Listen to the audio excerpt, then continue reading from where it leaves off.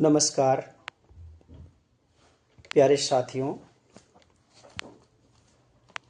अभी UP PCS 2025 का परिणाम हाल ही में घोषित हुआ है और उसमें 11,727 अभ्यर्थी मुख्य परीक्षा के लिए चयनित हुए हैं, सफल घोषित हुए हैं।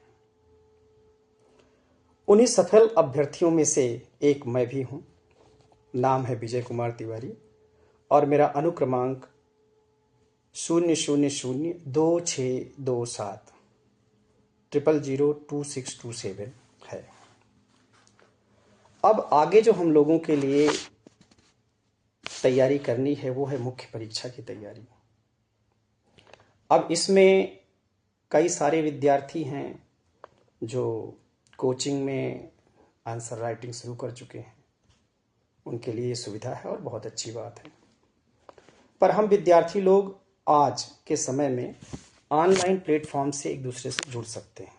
जो तैयारी कर रहे हैं, जो 11,727 हमारे भाई और बहन हैं, हम सब भी आपस में जुड़ सकते हैं, अपने आंसर्स लिख सकते हैं। जो प्रीवियस ईयर क्वेश्चंस हैं मुख्य परीक्षा के, उनको लिख करके एक दूसरे को दिखा सकते हैं, चर्चा कर सकते हैं और इस तरीके से मुख्य परीक्षा की तैयारी हम लोग कर सकते हैं। इसी उद्देश्य से मेरा एक छोटा सा चैनल है विजय स्टडी पॉइंट। तो मैंने सोचा कि अब प्री परीक्षा तो पास हो गए हैं, अब मुख्य परीक्षा के लिए अपने दोस्तों के साथ, ये जो 11,727 लोग हैं मुख्य परीक्षा के लिए, हम सब अगर जो हमसे जुड़ सके तो हम लोग साथ मिलकर के तैयारी करें। उसके लिए हम क्या कर सकते हैं कि जैसे कि मैं अपने इस विजय स्टडी पॉइंट से कुछ मुख्य परीक्षा के प्रश्न, उनके उत्तर, खास करके PYQ, उन पर हम लोग डिस्कस करेंगे और जो आंसर राइटिंग करेंगे वो एक दूसरे को दिखाएंगे कि भाई हमने मुख्य परीक्षा के लिए ये प्रश्न लिया, अब इसकी आंसर राइटिंग हम ऐसे कर रहे हैं। आप इसमें देखिए कि इसमें क्या कमी है या क्या अच्छाई है। क्योंकि देखो मुख्य परीक्षा में इसके पहले मैं मुख्य परीक्षा भी दे चुका हूँ और अभी ये दूसरी बार देने जा रहा हूँ। तो इस बार हम ये पूरा प्रयास करें कि हम सब मिल करके इस परीक्षा में सफल होने का सामूहिक प्रयास करें। बाकी जो सफल होगा वो उसका अपनी योग्यता है, लेकिन अपनी योग्यता को बढ़ाने के लिए जो उत्तर लेखन है उसमें हम यदि एक दूसरे से डिस्कस करेंगे, एक दूसरे से बातचीत करेंगे, भाई हमने ऐसे लिखा, आप कैसे लिखें, कैसे इसमें आंसर्स को कैसे सुंदर बनाया जा सकता है। क्योंकि आजकल मेंस में जो देखा जा रहा है, चार्ट का उपयोग, मैप का उपयोग, अगर भूगोल का प्रश्न है तो अगर उसमें थोड़ा सा मैप बना दिए या पाई चार्ट बना दिए जिसमें आंकड़े देने हैं, डेटा देने हैं, उसमें हमने पाई चार्ट बना दिया या बार ग्राफ बना दिया, तो मुख्य परीक्षा में ज़्यादा अंक मिल रहे हैं। सीधे सीधे उत्तर लिखना और फैक्ट्स को ना डालने से उत्तर खराब हो जा रहा है और सफलता नहीं मिल पा रही है, ऐसा देखने में आ रहा है। तो अब की बार जो PCS की हम लोग ये मुख्य परीक्षा देने जा रहे हैं, उसमें हम इन बातों का ध्यान रखने वाले जो उत्तर लिखेंगे वो एक दूसरे से चेक कर सकेंगे और उसके लिए मैं मतलब इस प्लेटफॉर्म का उपयोग कर रहा हूं। आप जो साथी इसमें जुड़ना चाहें जुड़ सकते हैं। अब जैसे मान लीजिए मैंने देखिए ये लिखा है एक मेंस का आंसर PYQ, आप लोग इसको देखिए, मैंने खुद ही लिखा है, उसके आंसर लिखे हैं, पॉइंट्स बनाए हैं, आप लोग इसको देखिए। इससे आपको सुनने से थोड़ा अभ्यास भी हो जाएगा मेंस का और इसमें जो कमियां होंगी आप बता सकेंगे और जो इसमें जानकारियां आपके ज्ञानवर्धन के लिए उचित हैं या मेरा जो पहले का अनुभव है उसका लाभ भी आप लोग उठा सकते हैं। तो आइए हम देखते हैं मुख्य परीक्षा यूपी PCS 2025 के लिए प्रीवियस ईयर क्वेश्चंस। हाँ, तो ये पहला प्रश्न है, मैंग्रोवों के रिक्तीकरण के कारणों की चर्चा कीजिए और तटीय पारिस्थितिकी का अनुरक्षण करने में इसके महत्व को स्पष्ट कीजिए। तो मैंग्रोव जो आप जानते होंगे जंगल होते हैं ना समुद्र के किनारे, उनसे संबंधित ये प्रश्न है। अब इनको 8 नंबर या 12 नंबर, तो मान लीजिए 8 नंबर में ये प्रश्न था। अब 8 नंबर वाले प्रश्न में हमको देखना है कि कितना लिखना है, क्योंकि आपको पेज भी निर्धारित वहीं आयोग दे करके रखता है, तो उसी निर्धारित पेज में ही आप इसको लिख सकते हैं। तो मैंने जो लिखा है आप उसको देख लीजिए और उसमें जो आप जोड़ना चाहें जोड़ें और बाकी जो उसमें सीखना चाहें सीख सकते हैं। तो मैंने लिखा है कि समुद्री तटों, नदियों के मुहानों, लैगून, झीलों और दलदली भूमि पर जो सदाबहार झाड़ी नुमा प्राकृतिक वनस्पतियां पाई जाती उन्हें मैंग्रोव कहते हैं।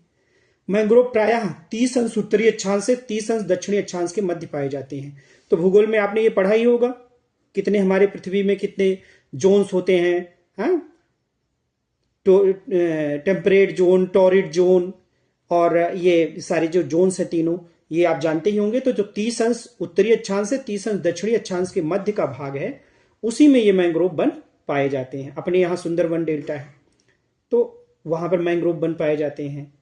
जहां समुद्र का किनारा होगा वहां पर खास करके ये नमकीन पानी में ये लोग मिलते हैं और हमारी जो सामुद्रिक पारिस्थितिकी है उसको ये अच्छा बनाते हैं। वहां पर जो तटों का कटाव है उसको भी रोकते हैं और हमारे जो पारिस्थितिकी है, इकोसिस्टम है, उसको ये संतुलित रखते हैं। अब जैसे मैंने फिर आगे लिखा कि मैंग्रोव वनों के रिक्तीकरण के अनेक कारण हैं, जिसमें से कुछ निम्नलिखित हैं। क्यों रिक्तीकरण मतलब कम होते जा रहे हैं, तो क्यों कम होते जा रहे हैं? तो उसमें नंबर 1 पर हमने लिखा प्राकृतिक कारण। अब देखो पॉइंट वहां बना दिया गया मुख्य परीक्षा के लिए, प्राकृतिक कारण। प्राकृतिक कारण में क्या क्या होते हैं? तो चक्रवात, सुनामी, आंधी व तूफान, और कीड़े मकोड़े भी लग जाएं अगर मैंग्रोव वनों में, उनके लकड़ियों में, उनके पेड़ों में, तो वो खराब हो सकते हैं। ये सब प्राकृतिक कारण हो गए। इसके अतिरिक्त मानव निर्मित कारण क्या हो सकते हैं? अब मानव निर्मित कारण में हमने ले लिया कि मैंग्रोव लकड़ी का व्यावसायिक मांग, क्योंकि यह नाव एवं जलयान बनाने में उपयोगी है। दूसरा, जलीय क्षेत्रों में, और उसको हमने पॉइंट में लिखा है, देखो ये से पॉइंट का निशान बनाए, पॉइंट में लिखा, जलीय क्षेत्रों में कृषि हेतु मैंग्रोव वनों की कटाई। अगला पॉइंट लिख दिया, रासायनिक अपशिष्टों के कारण मैंग्रोव वनों का ह्रास। अब देखो हमने पहले वहां शुरू में लिखा जो परिचय सा दिया, अब ये बीच वाला भाग चल रहा है, अभी जो पढ़ रहे हैं ये बीच वाला भाग चल रहा है कि मैंग्रोव वन तटीय पारिस्थितिकी तंत्र के अनुरक्षण करने में महत्वपूर्ण भूमिका निभाते हैं, जिसमें निम्नलिखित बिंदुओं से समझा जा सकता है। जिसको मैंग्रोव वन तट रेखा को स्थिर बनाए रखते हैं, पहला पॉइंट, क्योंकि ये तटों की भूमि के कटाव को रोकते हैं, जो इससे फायदा हो रहा है। दूसरा, मैंग्रोव वन समुद्री घास का विकास करते हैं, ये प्रवाल पारिस्थितिकी तंत्र की रक्षा करते हैं। जो प्रवाल वगैरह है जो शैवालों से बनता है उसकी ये रक्षा करते हैं। मैंग्रोव कई प्रकार की मछलियों, झींगा, केकड़ा आदि के लिए प्रजनन स्थल का काम करते हैं। वो जो भी समुद्री जीव हैं जहां मैंग्रोव बन रहा होता है वहां पे आसपास आकर के प्रजनन क्रिया करते हैं। मैंग्रोव लवणीय तथा स्वच्छ जल पारिस्थितिकी तंत्र दोनों को ही सुरक्षित रखता है। उसके बाद में मैंग्रोव वनों का जटिल जड़ तंत्र नदियों द्वारा बहाकर लाए गए नाइट्रेट एवं फास्फेट को छानता है। तो अब जैसे नाइट्रेट और फास्फेट, अब ये क्या है? तथ्य है। तो इस तथ्य को हमको इन दोनों का नाम याद कर लेना है। मैंग्रोव वन नदियों द्वारा बहाकर लाए गए प्रदूषकों से समुद्री पारिस्थितिकी तंत्र की रक्षा करता है। अतः हम कह सकते हैं, अब देखो अब आ गया ना, कंक्लूड कर रहे हैं 2 लाइन में। अतः हम कह सकते हैं कि मैंग्रोव वन समुद्री पारिस्थितिकी तंत्र की रक्षा करते हैं। तो देखो ये 4-5 मिनट का वीडियो हुआ, हमने एक प्रश्न इसमें किया और इसको हमने पॉइंट्स में लिखा था, एकदम पैराग्राफ में नहीं लिखना है। बाकी और आप इसमें सुधार की बात अगर कुछ जानते हैं तो आप कह सकते हैं। अगर ऐसा हमने उत्तर लिख दिया तो निश्चित रूप से हमको लाभ होगा। अब हम दूसरा प्रश्न लेते हैं कि भारतीय सांस्कृतिक विरासत के वैज्ञानिक पहलुओं की चर्चा कीजिए। जो हमारी भारतीय सांस्कृतिक विरासत है, हमारी जो कल्चर है, उसको हमें उसमें से क्या क्या वैज्ञानिक तत्व हैं उनकी हम बात करेंगे और उसको पॉइंट देकर करेंगे। तो जैसे मान लीजिए हमने शुरू में क्या लिखना है? शुरू में लिखना है परिचय। तो भारतीय संस्कृति, हम तो भारत के लोग ही अपनी संस्कृति आंखों से देख रहे हैं, उसी को समेट करके इस मुख्य परीक्षा के, और ये प्रीवियस ईयर क्वेश्चन है, आप इसको सुन रहे हैं तो ये कोई बना बनाया हमारा क्वेश्चन नहीं, प्रीवियस ईयर क्वेश्चन है, उसका आंसर लिख रहे हैं, तो इसमें हमारा अभ्यास हो जाएगा। तो प्रश्न आपने सुन लिया कि भारतीय सांस्कृतिक विरासत के वैज्ञानिक पहलुओं की चर्चा कीजिए।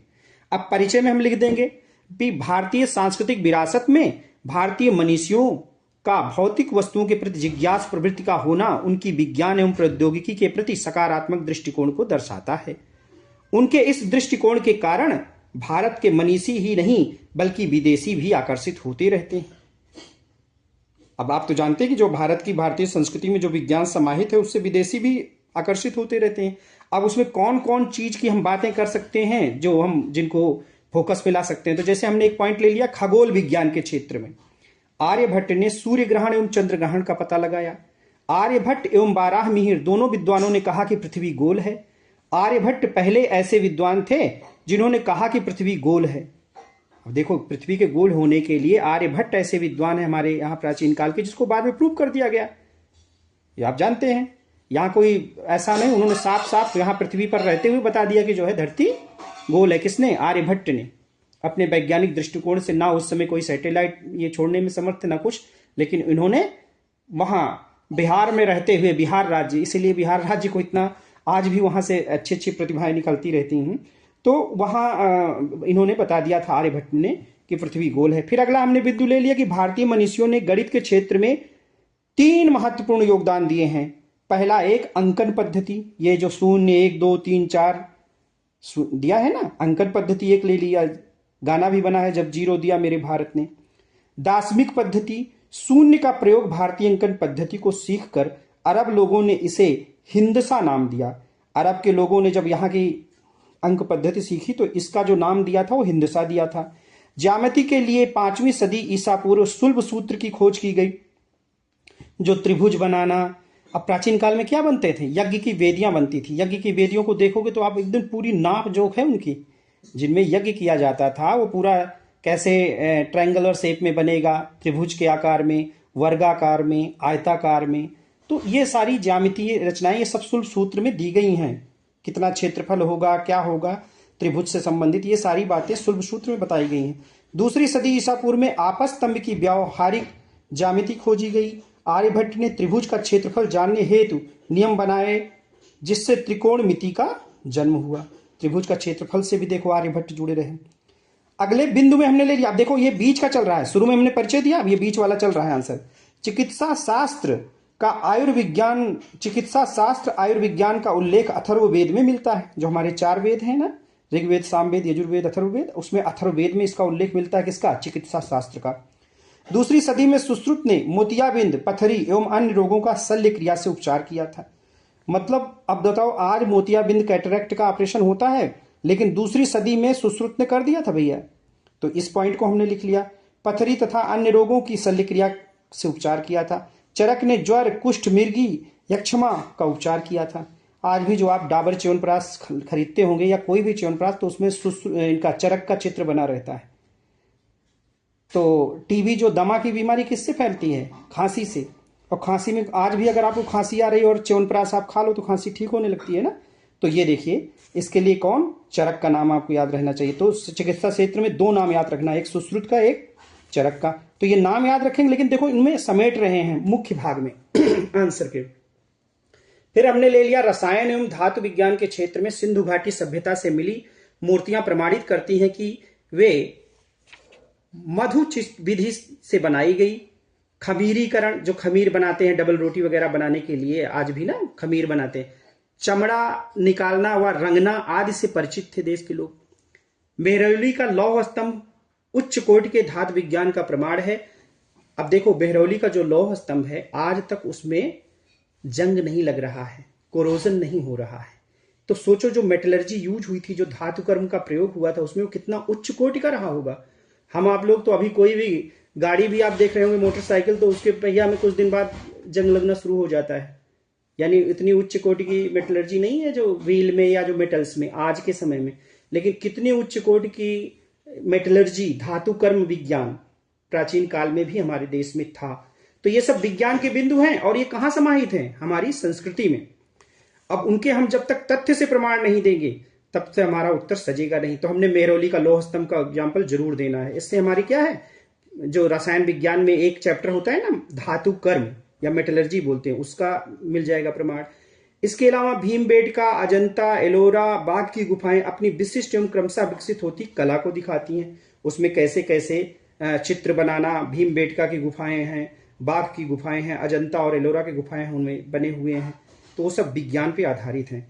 आर्थिक, अब इसमें देखो, फिर बाद में इसको हम कंक्लूड करेंगे। आर्थिक आवश्यकताओं के साथ ही प्रकृति के साथ निरंतर संवाद ने लोगों को भूगोल विषय से परिचित कराया। इससे नक्षत्र एवं ज्योतिष विज्ञान के साथ ही नौवहन क्षेत्र का विकास हुआ। लोथल एवं सप्तक ग्राम जैसे बंदरगाह नौवहन के सूचक हैं। अब इनमें याद रखना, लोथर और सप्तग्राम ये बंदरगाह हैं, जो पोर्ट जो होते हैं समुद्र के किनारे, जहां से समुद्री जहाज चलते थे प्राचीन काल में। अतः अब देखो एकदम लास्ट का कंक्लूडिंग पॉइंट क्या हुआ, अतः हम कह सकते हैं कि भारतीय सांस्कृतिक विरासत अपने साथ विज्ञान एवं प्रौद्योगिकी के सकारात्मक पहलुओं को समाहित किए हुए है। तो ये प्रीवियस ईयर के 2 क्वेश्चन हो गए। अब आप इनका बढ़िया से अभ्यास कर लें, लिख लें जो पॉइंट नोट करने लायक हो।